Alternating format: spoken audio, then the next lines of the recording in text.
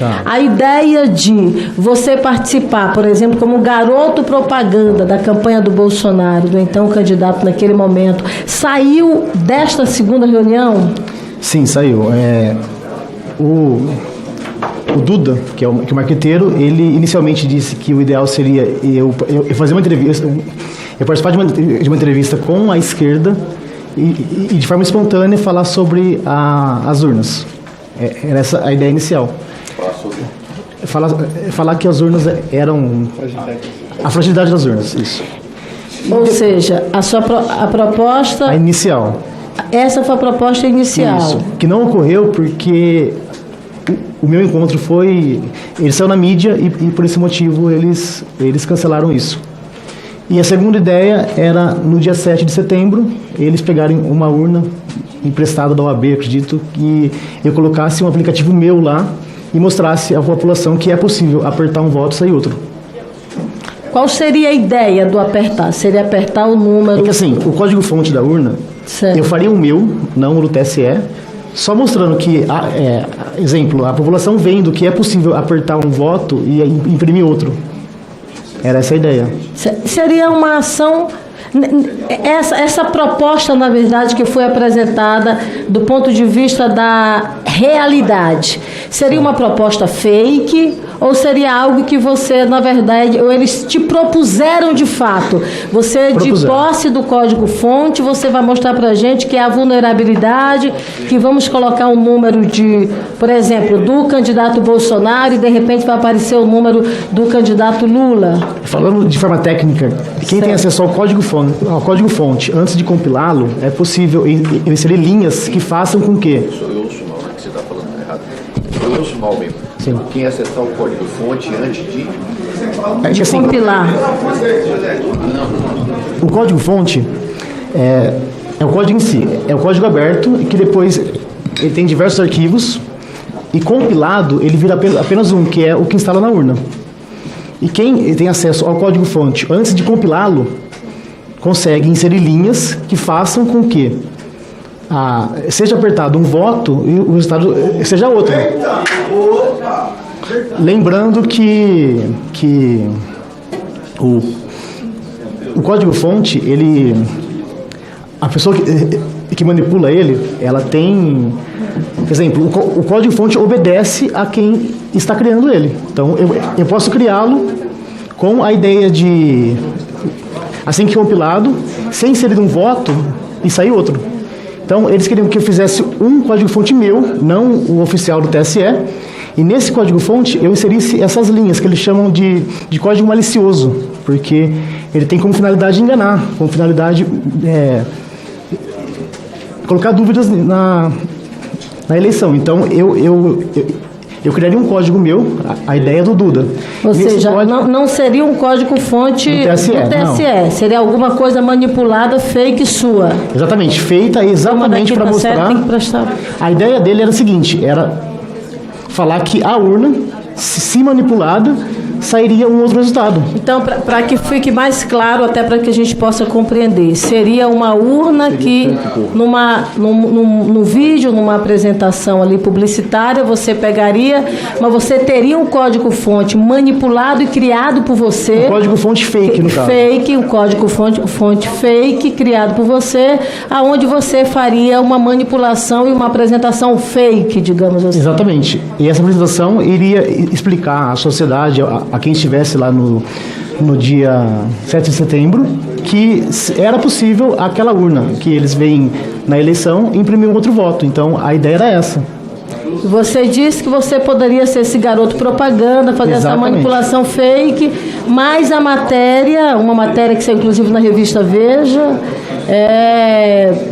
2 ou 3 dias depois, inviabilizou que essas duas ações ocorressem, é isso? Fossem concluídas, sim. Pronto.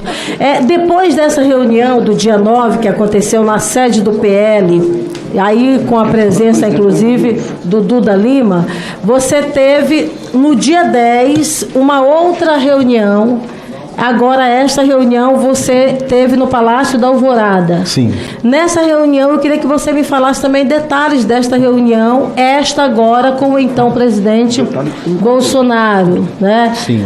Você sai do local onde você estava, o carro que você foi levado, a Carla Zambelli veio junto com você? Sim, veio. E aí, Foi. então, pegaram a Carla Zambelli, depois de buscaram, e na sequência foram até o Palácio da Alvorada.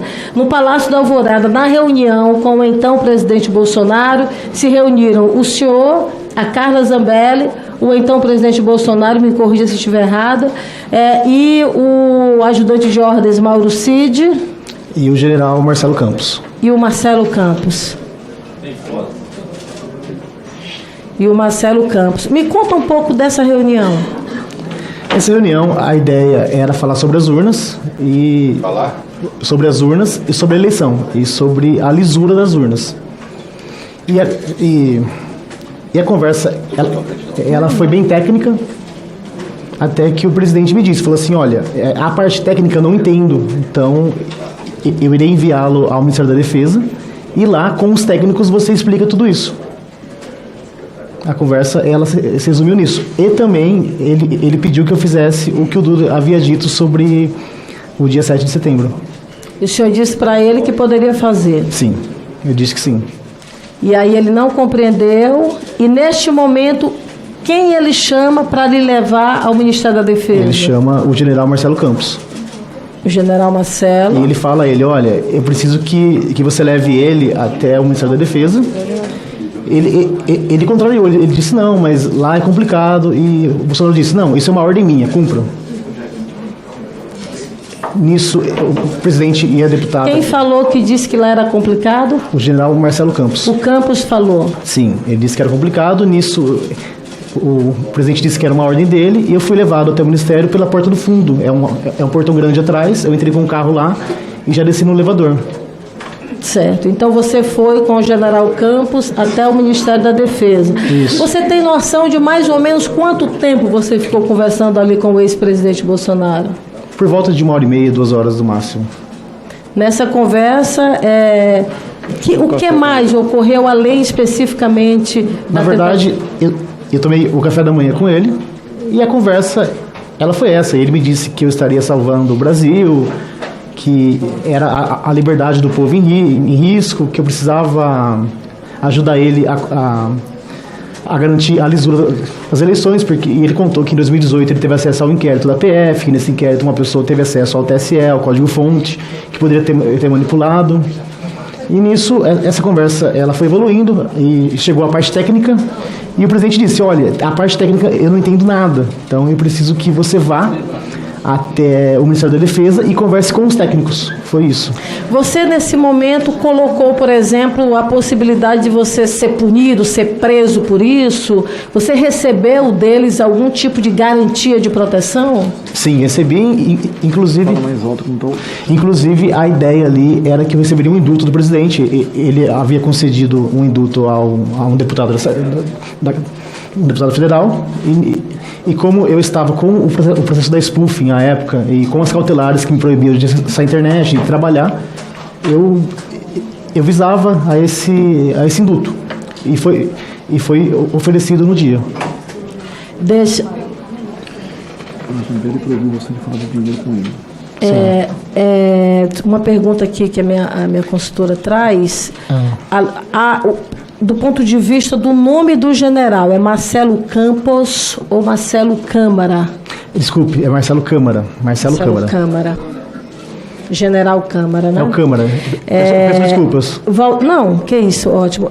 Voltando aqui especificamente, então, neste momento, o então presidente Bolsonaro lhe assegurou um indulto caso fosse preso pelas ações referentes à urna eletrônica. Sim, esse encontro, ele assegurou esse indulto, e futuramente no segundo encontro ele assegurou outra coisa, mas esse encontro ele assegurou apenas o indulto. Tá, a gente vai já falar desse outro encontro, desse outro contato com o ex-presidente. Agora vamos falar sobre esse seu momento em relação ao Ministério da Defesa. Quantas vezes você foi no Ministério da Defesa? 4 vezes. Você esteve lá? Não, 4? Eu estive uma, retornei na semana 2 vezes e na segunda semana mais 2 vezes. Então você 5 foi vezes ao todo. 5 vezes.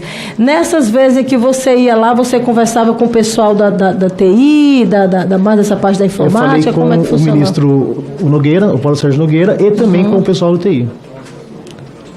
Com o Paulo Sérgio Nogueira e com o pessoal que integra da a equipe tecnologia. de TI. Isso. E nessas conversas e nessas várias idas até ao Ministério da Defesa, você construiu o quê? Nós tivemos depois, Walter, um relatório que foi apresentado, inclusive, e foi encaminhado até no TSE das Forças Armadas. Nesse relatório específico, você teve participação na elaboração desse relatório? A ideia inicial era que eu inspecionasse o código-fonte. Só que eles explicaram que o código-fonte ficava somente no TSE e apenas servidores do Ministério da Defesa teriam acesso a esse código. Então, eles iam até o TSE e me repassavam o que eles viam, porque eles não tinham acesso à internet, eles não podiam levar uma parte do código, eles acabavam que decorando um pedaço do código e me repassando. E nisso, eu dei orientações, exemplo, que a urna, se desligada da tomada e ligada novamente, ela pode ter um algoritmo lá e o algoritmo decidir por ficar normal, nesse caso ela fosse manipulada, o peso dela, a mudança de local, as pessoas que votam, a digital delas, porque ela pode reconhecer que a digital é de uma pessoa que está testando a urna e não votando. Então, tudo isso que eu passei a eles consta no relatório que foi entregue ao TSE. Eu posso dizer hoje que de forma integral, aquele relatório tem exatamente o que eu disse. Não tem nada menos, nada mais. Ou seja, esse relatório que eu estou com ele aqui, que veio do Ministério da Defesa e foi encaminhado ao TSE, você teve conhecimento dele, leu e viu que foi fruto da sua orientação. Eu apenas não digitei, mas foi eu quem fez ele, porque tudo que consta nele foi orientado por mim. Ou seja, esse relatório foi construído, foi orientado, foi elaborado pelo Walter Delgatti. Lembrando que os servidores do Ministério, eles cursaram a faculdade de TI, são professores, são tudo, então eles aprenderam o caminho correto.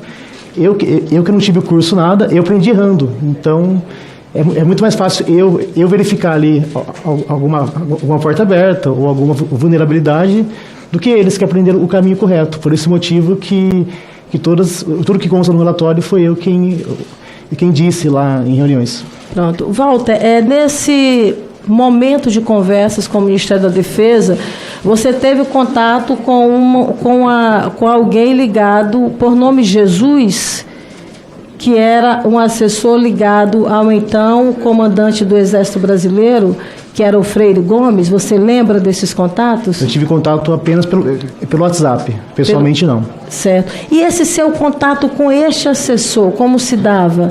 Você tratava com ele sobre o quê? Sobre esse relatório? Esse relatório e outros, porque à época havia relatórios de um argentino que fez uma live, um relatório, e também outros relatórios que pegavam o resultado da eleição, que estava no site do TSE, e faziam relatórios. Ele me enviava e pedia que eu autenticasse, só que com dados que estavam no TSE.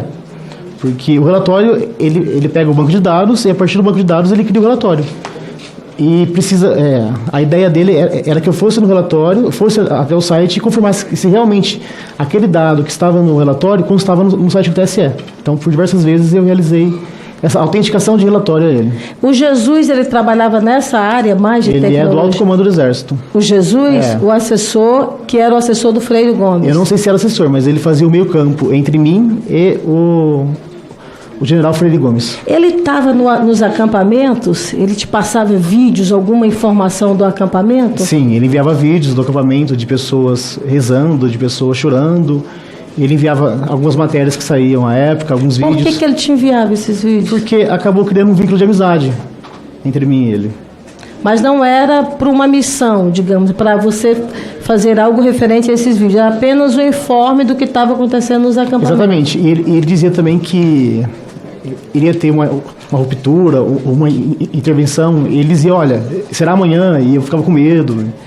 Então a conversa era isso. Com o coronel Marcos, com o coronel... Com Jesus. Sim. Com Jesus, que era assessor do Que fazia o meio ex-comandante. campo entre o Freire Gomes. Ele dizia, não... Não, com o Freire Gomes não. E nem, ele falou com Jesus, ele falou agora há pouco, apenas por telefone, Por receber telefone. essas informações. E por ligação também. Ligação do WhatsApp. Certo. Tem mais alguma coisa para falar sobre a sua conversa com Jesus? Não, somente isso. Tá. Walter, eu queria que você me explicasse, a revista Veja, inclusive, fez uma matéria ampla sobre isso, né? Sobre o encontro que você teve com o encontro que você foi chamado para num posto de gasolina. O nome do posto de gasolina eu tenho aqui, seria o posto de gasolina Frango Assado. Eu queria que tu me explicasse um pouquinho como se deu isso, como foi essa logística, de que forma você foi chamado para estar até lá. Me conta como tudo isso aconteceu. Eu não me recordo o dia, então eu estava em casa em Ribeirão Preto pela manhã, quando a deputada Carla Zambelli entrou em contato comigo e disse que o motorista iria me encontrar, ou melhor, iria me buscar e eu teria um encontro com ela e que era um assunto urgente. Então era um assunto que teria que ser tratado naquele dia. E eu estava em Ribeirão Preto e chegou o motorista. Nisso eu não sabia onde seria o encontro. Ele pegou a rodovia, a Anhanguera, e foi até esse posto que era próximo a uma cidade em que a deputada estava realizando campanha. E nesse encontro, a deputada... Você já conhecia o motorista? Esse motorista, não conhecia. Você teve medo quando você teve que entrar no carro com ele e ir até esse local? Eu tive um pouco, mas não tanto, porque eu confiava bastante na deputada Carla Zambelli. Perfeito. Então você segue até esse posto? Até esse posto, e nisso eu tenho um contato com a deputada. E nesse contato foi quando ela pegou um celular que estava com ela, e no celular dela ela enviou mensagem a alguém e o presidente da República entrou em contato comigo. E nesse contato ele disse que eles haviam...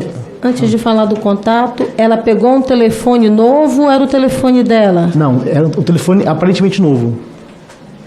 O chip ou o aparelho? Era um chip e um aparelho, ela inseriu o chip, acredito eu que seja um celular novo. Novo que eu digo é que nunca foi usado. Um celular que foi usado apenas naquele encontro, ou apenas naquele encontro, né? E nisso eu falei com o presidente da República e, segundo ele, eles haviam conseguido um grampo, que era tão esperado à época, do ministro Alexandre de Moraes. Segundo ele, esse grampo ele foi realizado já, que teria conversas comprometedoras do ministro, e ele precisava que eu assumisse a autoria desse grampo, lembrando que à época eu era o hacker da Lava Jato, né? Então seria difícil a esquerda questionar? Sem questionar essa autoria, porque lá atrás eu havia assumido a Vaza Jato, que realmente fui eu, e eles apoiaram. Então a ideia seria o quê? O garoto da esquerda assumir esse grampo. Você está me dizendo que o ex-presidente da República, naquele momento no telefone, que a Carla Zambelli lhe passa em mão, lhe propõe você assumir um grampo do ministro do Supremo Tribunal Federal, Exatamente. Alexandre de Moraes, e, segundo ele, um grampo que já havia sido feito. Ele disse no telefonema que esse grampo foi realizado por agentes de outro país, ele me disse. Não sei se é verdade, se realmente aconteceu o grampo, porque eu não tive acesso a ele. E disse que em troca eu teria o prometido induto E ele ainda disse assim, ó, se caso alguém te prender, eu mando prender o juiz. Ele usou essa frase. Não, eu não entendi. Ele disse assim, fique tranquilo, se caso algum juiz te prender, eu mando prender o juiz. E deu risada. Ele mandaria prender o juiz que porventura lhe prendesse. Sim, porque esse grampo, ele seria suficiente para alguma ação contra o ministro e que as eleições seriam refeitas, né? Você então... Ou melhor, que as eleições fossem feitas com a urna que imprimisse o voto. E você concordou em assumir? Eu concordei porque era uma proposta de presidente da República. Ficaria até difícil falar não àquela... Eu queria até fazer um recorte sobre essa questão do grampo. Nesse momento ele fez referência a pessoas não do Brasil, mas de fora do Brasil que teria já grampeado Sim. o ministro Alexandre de Moraes naquele Exatamente. momento. A imprensa brasileira noticiou, acho que até o senador deve estar aqui, e aí talvez até depois ele possa falar, mas na matéria que é colocada pela imprensa, a matéria do jornal... Aqui, qual é o jornal esse aqui? Não, esse aqui é do... Não, esse aqui não é da Veja, não. Eu já falo aqui o nome do jornal. Não consta aqui, mas já minha assessoria me traz aqui. Está aqui o jornal O Globo. O senador, naquele momento, afirma que este grampo teria sido o senador Marcos Duval, que ele deve estar por aqui, talvez daqui a pouco ele possa falar. A matéria diz que, segundo o senador, equipamentos do Gabinete de Segurança Institucional, portanto do GSI, seriam usados para gravar conversas com o ministro. O senhor lembra se nessa conversa o então presidente teria falado GSI ou não teria falado? Teria falado apenas essas pessoas de outros países? Sim, eu me recordo que ele disse apenas agentes de outro país. Ele não falou sobre GSI ou sobre o senador Marcos Duval. Então, nesse momento, o senhor assume a responsabilidade, o senhor assume que você poderia assumir a responsabilidade desse grampo. Sim, eu assumo e por medo, retornando à minha residência, eu entrei em contato com o jornalista Reinaldo Turolo da Veja e contei isso a ele. Que ele gravou a ligação e registrou em cartório tudo que fora falado à época. Você fez, então, esse registro com ele? Sim, eu fiz. Certo. Além desta conversa, isso se deu dentro do carro ou vocês estavam sentados em algum local? A gente estava sentado no McDonald's. Era a lanchonete, o segurança e o motorista e o irmão da Carla ficaram lá fora e apenas a Carla e eu ficamos ali dentro. Depois desta conversa... Não, o presidente estava em ligação. Depois desta conversa com o presidente, o que mais vocês trataram? Além da questão de grampear, de assumir o grampo do ministro Alexandre de Moraes, teve alguma coisa referente, por exemplo, à invasão ao CNJ, site do CNJ? Após isso, a deputada me disse que eu precisava invadir algum sistema de justiça, ou o TSE em si, ou alguma invasão que mostrasse a fragilidade do sistema de justiça, dizendo que seria uma ordem também do presidente, porém, apenas a deputada me disse isso, eu não ouvi isso do presidente. Você se comprometeu com ela? Me comprometi. E fez a invasão depois do CNJ? Sim, fiz a invasão do CNJ e também, a partir do CNJ, de todos os tribunais do país. De todos?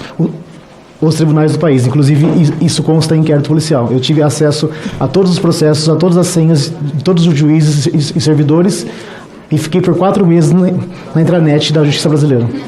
Você ficou por 4 meses na intranet do CNJ e de vários outros... De todos os tribunais, inclusive do TSE. Nessa invasão que você fez, lá você teve...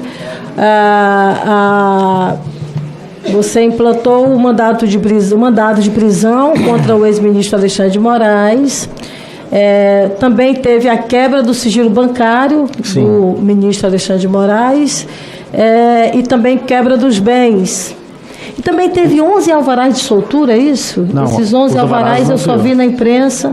Inclusive, eu expedi o mandado de prisão no dia 5 e no dia 6, alguma pessoa foi lá e emitiu 11 alvarás de soltura correndo, porque viu que que eles iriam... Então esses 11 alvarás de soltura não foi você? Não fui eu. Inclusive, o delegado de investigação, ele garante que não fui eu. Ou seja, mas também foi outra invasão? Não sei. Eu não tenho acesso a isso. Certo. Qual o motivo, Walter, desses mandados que você, na verdade... Do mandado e da quebra de sigilo. Seria o quê? Qual a motivação disso? Me explica. Seria forma... desmoralizar o... Exatamente, porque à época o ministro dizia que era inviolável, que tinha aquela segurança. Então, uma forma de mostrar a fragilidade seria o quê? Eu invadindo e despachando, como se fosse o ministro, com o token dele, a assinatura dele, um mandado de prisão contra ele mesmo. Inclusive, no final, eu falo, publique-se, intime-se e faça o L. É verdade. Que é uma coisa até engraçada, porque o sistema inviolável, uma pessoa sozinha conseguiu invadi-lo e emitir uma prisão, como se fosse o ministro prendendo ele mesmo. Agora, sobre essa minuta, esse texto desse mandado de prisão, quem fez? Fui eu. A deputada me enviou um texto pronto, eu corrigi alguns erros e contextualizei e publiquei a decisão. Mas quem fez o texto foi a deputada. Então o texto foi feito por ela? Sim. Não, ela me enviou o texto. Quem fez eu não sei. Não, mas ela lhe enviou o texto e você fez essa publicação. Sim. No caso específico dessa invasão do CNJ e dessas que você fez, você recebeu algum pagamento por isso? Então, a promessa ali era de emprego. Só que enquanto eu não tinha esse emprego, eu reclamava, olha, eu tenho que pagar pensão, tenho que pagar aluguel, e ela me enviou por diversas vezes um montante pequeno de dinheiro e de Pix. O Renan, ele era servidor dela? O Renan, ao que eu sei, era motorista. Ele em algum momento te fez algum pagamento? Sim, diversos pagamentos. Esses pagamentos diversos foram em quais valores? Tem de 5 mil reais, de 7, mas o total é de 40 mil reais. Eu estava lendo aqui a decisão do ministro Alexandre de Moraes, que na verdade assegurou a sua prisão. E nessa petição dele, nessa decisão dele, faz referência, por exemplo, a alguns pagamentos. Sim. Né? Por exemplo, o senhor teria oferecido a um funcionário da TIM um pagamento em Bitcoin pelo acesso aos dados telefônicos do ministro Alexandre de Moraes e teria feito uma transferência. A pergunta para mim para o senhor seria essa. Essa transferência em Bitcoin foi feita e qual o valor? Não, ela não foi realizada porque o rapaz da TIM, ele se negou a pegar uma segunda via do chip do ministro. Ele se negou. Então você não chegou a fazer nenhum pagamento para ele? Não, é que no encontro, a deputada solicitou que eu invadisse o e-mail do ministro. E lá atrás, em 2019, eu tinha acessado já o e-mail. Então eu tinha o e-mail e o telefone de recuperação de senha. E entrei em contato com o rapaz da TIM. Só que ele me gravou no dia, sem eu saber, e se negou a pegar a segunda via do chip. Porque à época o Alexandre de Moraes estava o tempo todo na mídia e mandando prender todo mundo, então ele ficou com medo e vazou isso à mídia, mas eu não efetuei a transferência. Quando você se propôs, na verdade, a fazer essa transferência, esse valor seria quanto em real? É que, na verdade, não foi tratado sobre Bitcoin, foi em valor mesmo, em reais. Seria 10 mil reais. Isso. Mas esses 10 mil reais, eu li lá que você diz, assim, fácil, consigo fácil os 10 mil reais. Era o valor mínimo.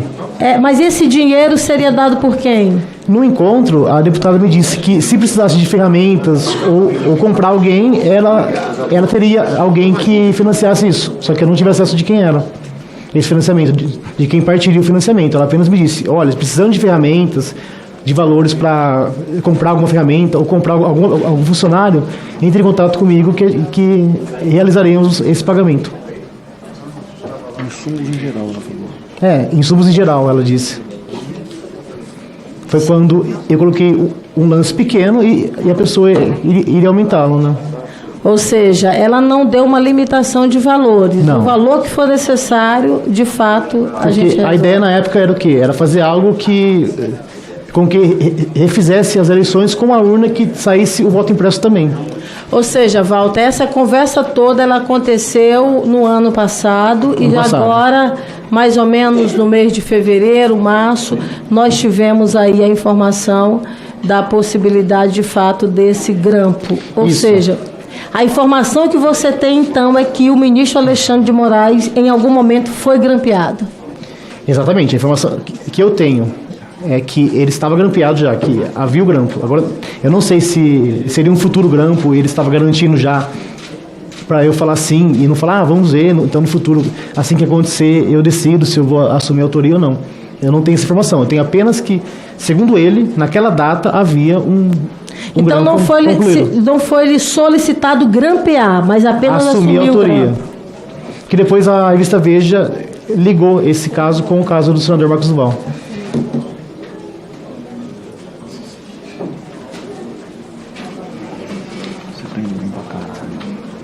Presidente, eu quero...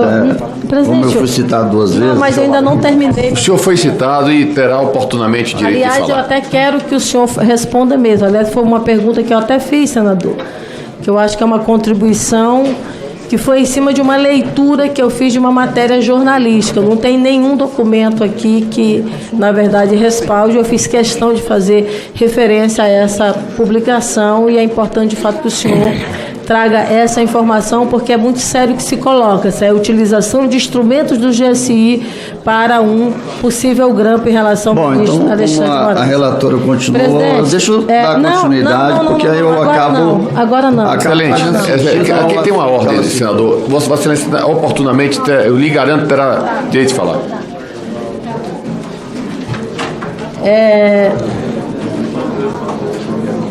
Eu queria só para deixar aqui, porque ficou uma pequena dúvida em relação à presença da segunda reunião com a participação das pessoas na segunda reunião do dia 9 às 15 horas. O Valdemar da Costa Neto estava nesta segunda reunião?